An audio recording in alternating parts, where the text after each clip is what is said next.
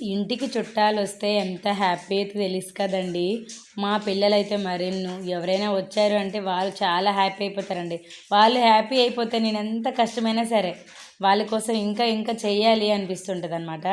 మా ఇంటికైతే మా ఆడపడుచు వాళ్ళ పిల్లలు వచ్చారండి, మా మేనల్లుళ్ళు ఇద్దరు వచ్చారండి. వాళ్ళ కోసమని నాటుకోడి కూర చేశాను, కర్రీ చేశాను, చూసారు కదా. నాటుకోడి పుంజు మాంసం అదైతే.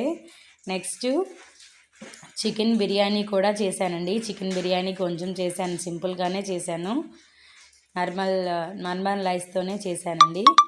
నెక్స్ట్ ఈ బిర్యానీ చేస్తే మా పిల్లలకి ఎంత ఇష్టం అంటే చేసినప్పటి నుంచి మమ్మీ పెట్టే మమ్మీ తొందరగా ఆకలేస్తుంది అంటుంటారు. చూసారు కదండి. వాళ్ళు చిన్నగా ఉండేవాళ్ళు మా పిల్లలు, పెద్దగా ఉన్నారు కదా వాళ్ళు మా ఆడపడుచు పిల్లలు, మా మేనల్లులండి. చూసారు కదా.